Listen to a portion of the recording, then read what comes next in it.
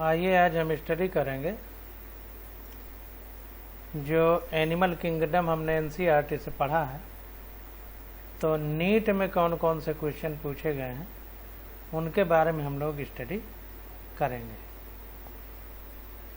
तो animal kingdom में पहली हेडिंग है बेसिस ऑफ क्लासिफिकेशन। तो क्लासिफिकेशन के जो बेसिस है, किस आधार पर क्लासिफिकेशन किया गया, उस पे जो क्वेश्चन पूछे गए हैं उनके बारे में हम लोग स्टडी करेंगे। तो पहला क्वेश्चन है, देखिए कह रहा है कंसीडर फॉलोइंग फीचर्स। तो ये नीचे जो है ABCD करके ABC करके 3 फीचर दिए गए हैं और फिर जो है पूछा गया है कि select the correct option of animal groups which possess all the above characteristics.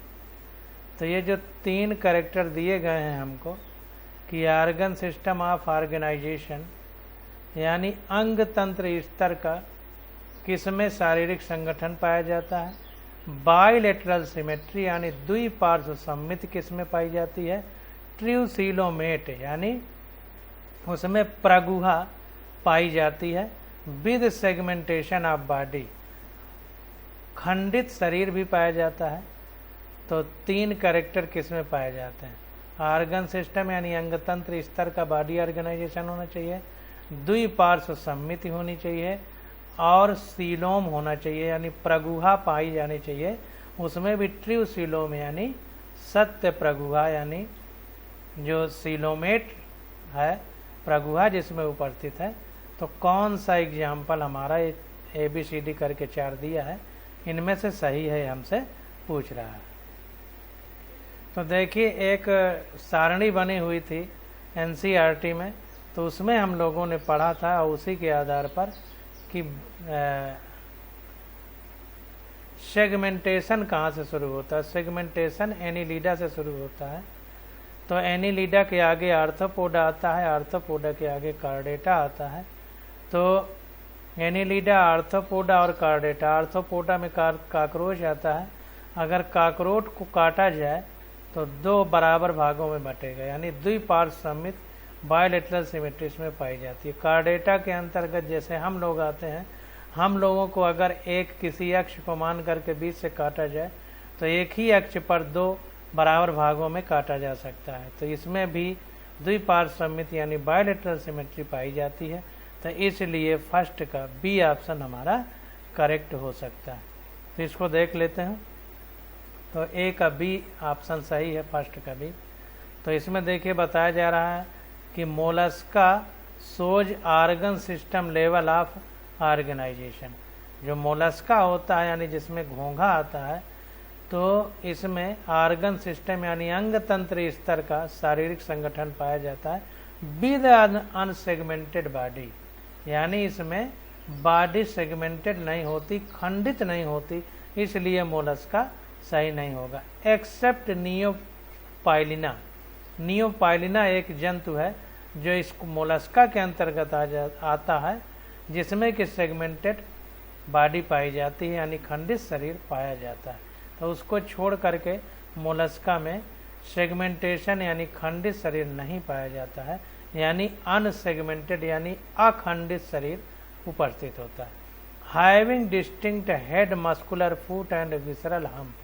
और इसमें जो है हेड पाया जाएगा यानी सिर पाया जाएगा, मस्कुलर फुट चलने के लिए पेशीय पाद पाए जाएंगे और विसरल हम्प पाया जाता है, जो कि हमने NCERT में पढ़ चुके हैं। They usually shows bilateral symmetry. Bilateral symmetry यानी द्विपार्श्व सममित पाई जाएगी, बट सम मोलस्क, लेकिन कुछ घोंघे ऐसे हैं, एग्जाम्पल पाइला, जैसा कि पाइला को become asymmetrical due to torsion. इनमें जो है टॉर्जन यानी घुमावदार हो जाता है शरीर। घोंघा आपने देखा ही होगा, तो घुमावदार शरीर हो जाने की वजह से असममित पाई जाती है यानी असिमेट्रिकल इसका बॉडी होती है। तो इन बातों को ध्यान देना। तो फर्स्ट का B ऑप्शन हमारा करेक्ट हो जाएगा। तो फर्स्ट के B में देखिए एनिलिडा है, आर्थ्रोपोडा है और कार्डेटा है। A में मोलस्का है इसलिए नहीं सही होगा। सी में भी मोलस्का आ गया इसलिए नहीं सही होगा, डी में भी मोलस्का आ गया इसलिए नहीं सही होगा।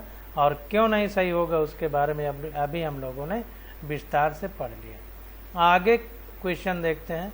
कह रहा है कि which of the following animals are true coelomate with bilateral symmetry.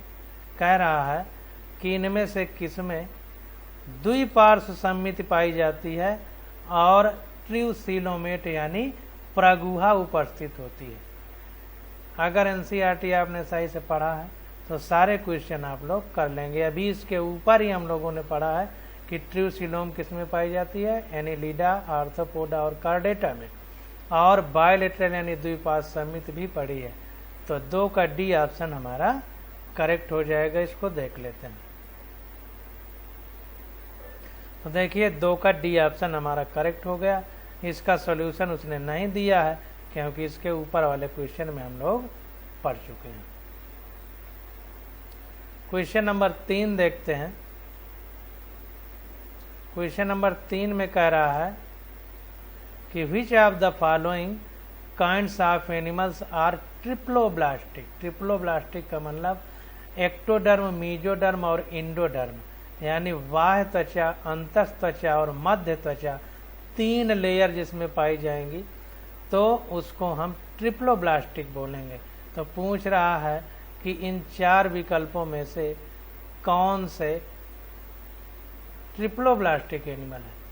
तो 3 का ए वाला ऑप्शन सही है। फ्लैट वर्म यानी चपटे कृमि जिसमें प्लेटीहेल्मिन्थीज आता था तो वो ट्रिप्लोब्लास्टिक थे, यानी उनमें एक्टोडर्म, मीजोडर्म, इंडोडर्म तीनों लेयर पाई जाती थी। तो इसलिए 3 का ए ऑप्शन हमारा करेक्ट हो जाएगा। तो 3 का देखिए ए वाला ऑप्शन हमारा करेक्ट है।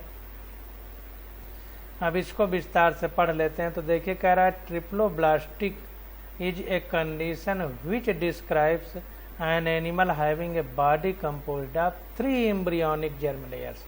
तो ट्रिप्लोब्लास्टिक हम उसको बोलेंगे जिसमें एम्ब्रियोनिक जर्म लेयर जो है या भ्रूण की जो लेयर है वो 3 होती हैं, 3 एम्ब्रियोनिक जर्म लेयर। एक्टोडर्म यानी बाहर वाली बाह्य त्वचा, मीजोडर्म यानी मध्य त्वचा, इंडोडर्म यानी अंतस्थ त्वचा। तो 3 लेयर होती हैं। Most multicellular animals belonging to phylum Platyhelminthes to phylum Chordata are triploblastic. तो इसको ध्यान देना है कि ज्यादातर एनिमल कहाँ से कहाँ तक लेकर के प्लेटीहेल्मिन्थीज से कार्डेटा तक ट्रिप्लोब्लास्टिक है। तो इसको ध्यान देना है कि most multicellular animals belonging to phylum Platyhelminthes से कार्डेटा तक ये सब ट्रिप्लोब्लास्टिक है। Ctenophora sponges and coral are diploblastic. ये सब प्लेटीहेल्मिन्थीज के पहले आती हैं तो ये डिप्लोब्लास्टिक है, यानी इनमें 2 परत पाई जाती हैं, एक एक्टोडर्म और दूसरी इंडोडर्म।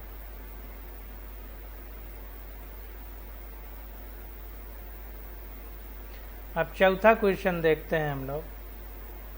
तो चौथे क्वेश्चन में हमसे पूछ रहा है, कह रहा है which of the following segment about certain given animal is correct. कह रहा है कि सेगमेंट नहीं स्टेटमेंट। कह रहा है जो 4 विकल्प दिए गए हैं तो इनके बारे में जो भी लिखा गया है इस विकल्पों में, तो कौन सा ऐसा विकल्प है जिसके बारे में सही लिखा गया है। तो देखिए अभी ऊपर ही हम लोगों ने पढ़ा है और उसी को फिर से पूछ लिया है, बार बार वही क्वेश्चन रिपीट हो रहे हैं। तो अभी देखिए हमने तीसरे क्वेश्चन में ही पढ़ा है कि एनिमल आर ट्रिप्लोब्लास्टिक, यानी एक्टोडर्म, मीजोडर्म और इंडोडर्म तीनों पाई जाए, तो वो कौन सा ऑप्शन था, फ्लैट वर्म हमने पढ़ा था। अब अगला क्वेश्चन है। अब देखिए ट्रिप्लोब्लास्टिक का मतलब एक्टोडर्म, मीजोडर्म, इंडोडर्म तीनों पाई जाएंगी, बाह्य त्वचा, मध्य त्वचा, अंतस्थ त्वचा। तो अब इसका मतलब ये नहीं हो जाता है कि इसमें प्रगुहा पाई जाएगी। ये कंफ्यूजन आप दिमाग से हटाइए कि तीनों लेयर पाई जाएंगे तो इसका मतलब उसमें प्रगुहा पाई जाएगी, ऐसा जरूरी नहीं। ठीक ना, एनसीईआरटी सही से पढ़िए। अगर मीजोडर्म बिखरी हुई स्टेज में है तो उसमें स्यूडोसिलोम पाई जाती है, मिथ्या प्रगुहा पाई जाती है, यानी वो सही प्रगुहा नहीं उसको माना जाएगा। तो इसलिए जरूरी नहीं है कि तीनों लेयर पाई जाएं तो उसको ट्रूसिलोम यानी सत्य प्रगुहा माना जाए। तो अब चौथा ऑप्शन देखते हैं। तो कह रहा है which one of the following statement about certain given animal is correct.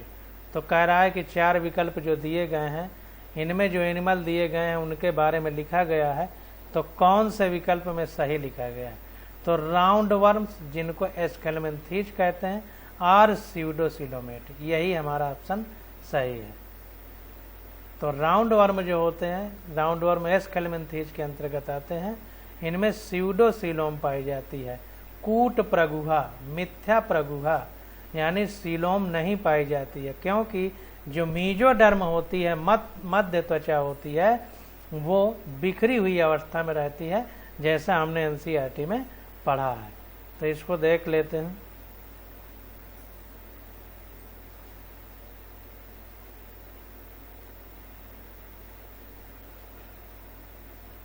तो यहाँ पर देखिए लिखा है coelomates are animal having no body cavity or coelom. तो ए सीलोमेट यानी प्रगुहा अनुपस्थित होगी, ए का मतलब एब्सेंट, सीलोम का मतलब प्रगुहा। तो वो जीव आएंगे जिनमें प्रगुहा उपस्थित नहीं है, no body cavity or coelom, जिनमें कोई बॉडी की गुहा या सीलोम नहीं पाई जाती। Example are Porifera Coelenterata Ctenophora Platyhelminthes. तो ये आ जाते हैं ए सीलोमेट के अंतर्गत।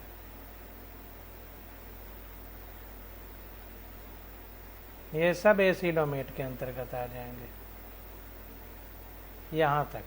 अब स्यूडोसिलोमेट, तो स्यूडोसिलोम में क्या रहेगा, एक्टोडर्म, मीजोडर्म और इंडोडर्म, यानी बाह्य त्वचा, अंतर त्वचा, मध्य त्वचा तीनों पाई जाएगी, लेकिन मध्य त्वचा बिखरी हुई रहेगी, तो इसलिए उसको मिथ्या प्रगुहा कहते हैं, या अंग्रेजी में स्यूडोसिलोम कहेंगे। मिथ्या प्रगुहा को कूट प्रगुहा भी बोलते हैं। तो ये एग्जाम्पल हो जाएगा हमारा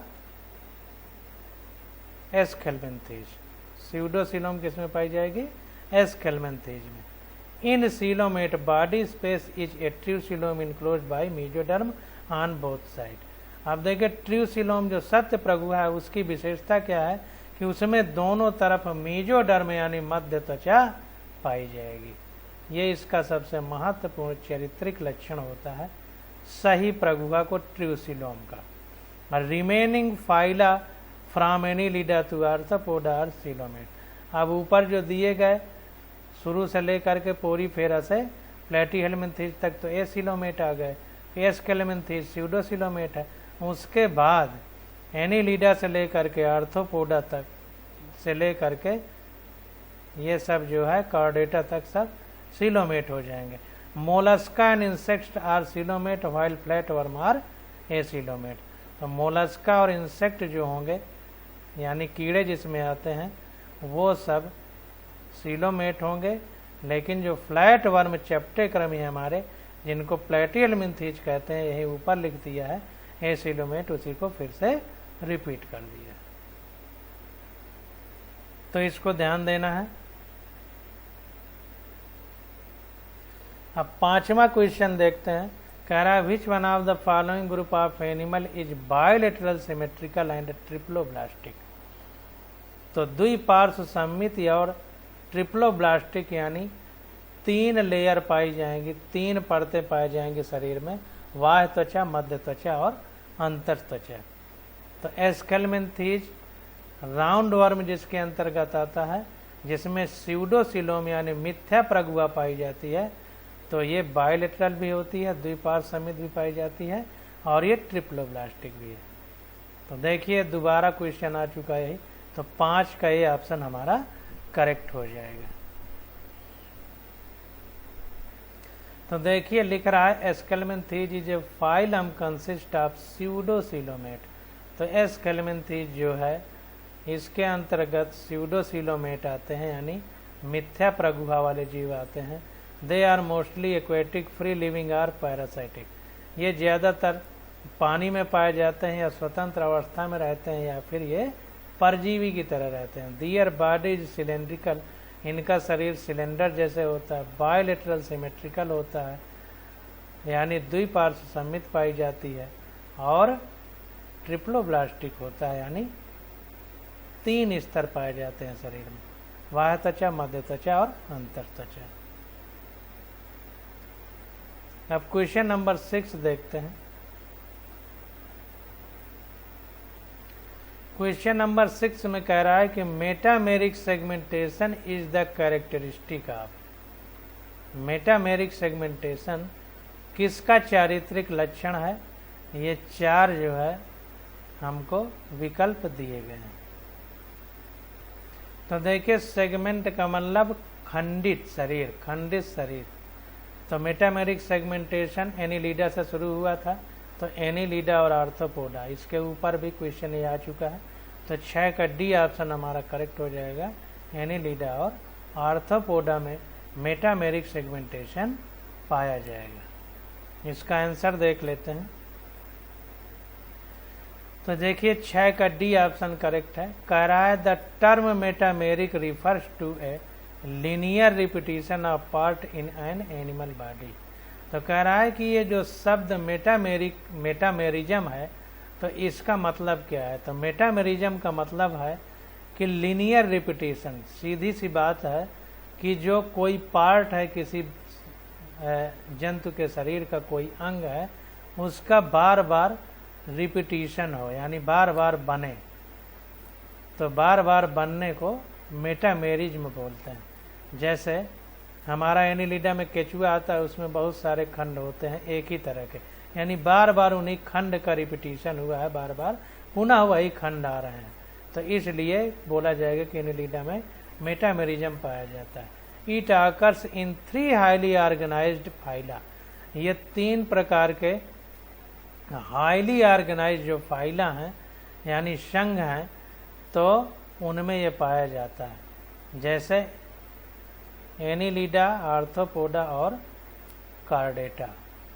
एनीलिडा, आर्थ्रोपोडा एंड कार्डेटा, ये 3 हाईली ऑर्गेनाइज्ड फाइला हैं जिनमें मेटामेरिज्म पाया जाता है। इसको ध्यान देना। अब जैसे पीछे जो क्वेश्चन आया था, तो एनीलिडा, आर्थ्रोपोडा और कार्डेटा लिखा था।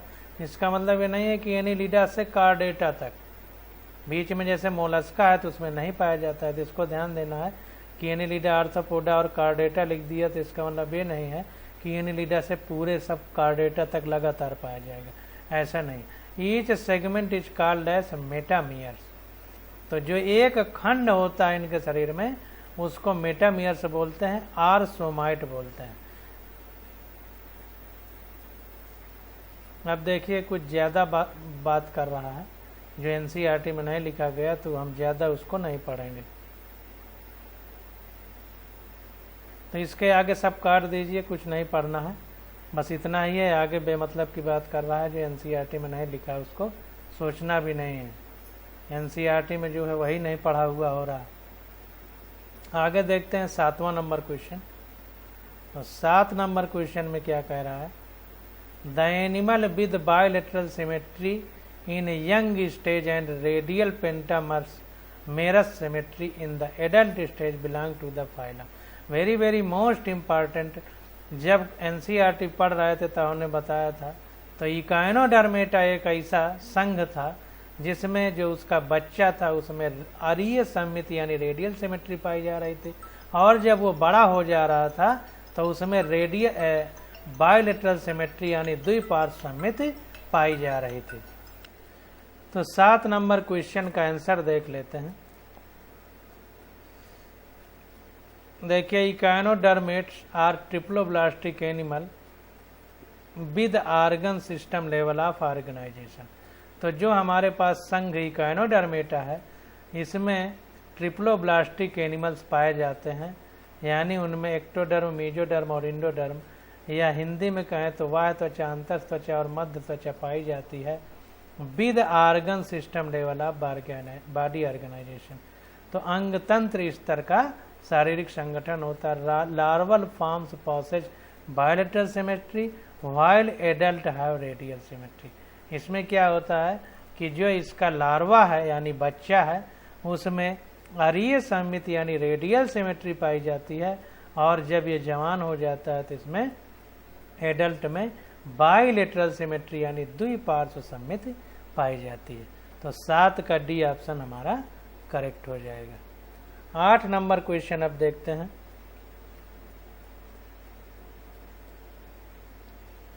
8 नंबर क्वेश्चन में कह रहा है which of the following animals have scattered cells with cell tissue grade organisation. अब देखिए इस क्वेश्चन में हमने पढ़ा है एनसीईआरटी में कि स्पंज में कोशिकीय स्तर का शारीरिक संगठन होता है यानी cellular level of body organisation होता है। तो पोरीफेरा के आगे जो संघ है उसमें वो आता है सिलेंट्रेटा। तो सिलेंट्रेटा में हाइड्रा आता है। तो टिश्यू ग्रेड सेल से कोशिका से ऊतक बने, ऊतक से अंग बने, अंग से अंग तंत्र बना। तो कोशिकीय स्तर स्पंज में है तो उसके आगे वाले संघ में ऊतक स्तर होगा। तो आगे वाला संघ सिलेंट्रेटा है जिसमें हाइड्रा आता है। तो जाहिर सी बात है कि 8 का बी ऑप्शन हमारा करेक्ट हो जाएगा। तो देखिए 8 का बी ऑप्शन हमारा करेक्ट है। कह रहा है hydra has tissue level of organisation. जो हाइड्रा होता है इसमें tissue level of body organisation होता है। इस body is multicellular and the cell occurs in 2 distinct layer are tissue of specialised cells. Sponges are cellular level of body organisation. तो sponge में जो है cellular level of body organisation होता है, और हमारा हाइड्रा में tissue level of body organisation होता है। लीवर, फ्लूक और एस्केरिस में organ system of body organisation होता है। तो 8 का बी ऑप्शन हमारा करेक्ट हो जाएगा। अब 9वां क्वेश्चन देखते हैं।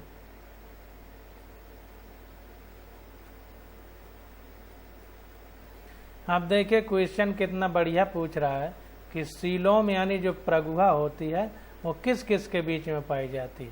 तो अगर एनसीईआरटी में आपने चित्र देखा होगा तो आपको बहुत अच्छे से याद होगा।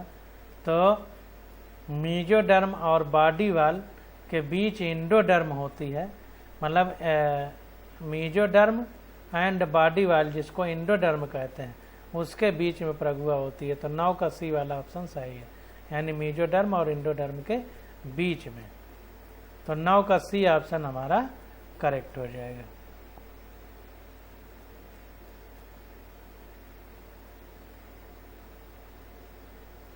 देखिए 9 का सी विकल्प हमारा सही है। Coelom is a fluid filled cavity that forms the main body cavity of vertebrates. ये कह रहा है कि सीलोम यानी प्रगुहा एक कैविटी है जिसमें लिक्विड यानी फ्लूइड यानी द्रव भरा रहता है, और ये मेन बॉडी कैविटी यानी मुख्य गुहा होती है शरीर की। वर्टिब्रेट यानी जिनमें कशेरुका पाया जाता है उनमें, यानी कशेरुकी का मुख्य लक्षण है। एंड मोस्ट इनवर्टिब्रेट एनिमल, और ज़्यादातर अकशेरुकी प्राणियों में। It is found between mesoderm and body wall जिसको इंडोडर्म कहते हैं। तो ये मीजोडर्म और बॉडी वाल के बीच में सीलोम यानी प्रगुहा पाई जाती है। तो यहाँ पर देखिए एनसीईआरटी में प्रगुहा दिखाई गई है जिसको सीलोम कहते हैं। प्रगुहा ये सीलोम लिखा हुआ है। तो यहाँ पर देखिए ये बाहर एक्टोडर्म है, एक्टोडर्म है, बाहरी त्वचा, और ये हमारी मीजोडर्म है, और ये हमारी इंडोडर्म है। तो देखिए मीजोडर्म यानी मध्य त्वचा और अंतर त्वचा के बीच में है ये प्रगुहा जिसको सीलोम कहते हैं, सीलोम। तो यही जो है हमारा, जब ये मध्य त्वचा बिखरी हुई अवस्था में रहती है तो इसको कूट गुहिका या स्यूडोसीलोम कहते हैं, जो हमने अभी स्केलमेंथीज में पढ़ा।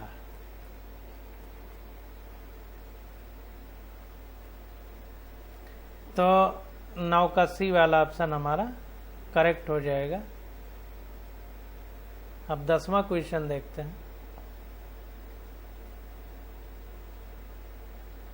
10 नंबर क्वेश्चन में कह रहा है besides Annelida and arthropoda the metamerism is exhibited by. तो कह रहा है कि एनिलिडा और आर्थ्रोपोडा में तो मेटामेरिज्म यानी खंडित शरीर पाया जाता है, लेकिन इसके अलावा और कहाँ पाया जा सकता है? तो देखिए 10 का डी वाला ऑप्शन हमारा करेक्ट है, कार्डेटा। तो आर्थ्रोपोडा, एनिलिडा और कार्डेटा, इसके ऊपर 6वां क्वेश्चन है था, उसमें भी हम लोगों ने पढ़ा था। तो 10 का डी वाला ऑप्शन हमारा करेक्ट हो जाएगा। अब आगे आ जाता है क्लासिफिकेशन ऑफ एनिमल्स। तो क्लासिफिकेशन ऑफ एनिमल्स में हम लोग इसकी स्टडी अगले लेक्चर में करेंगे। आज बस यहीं तक।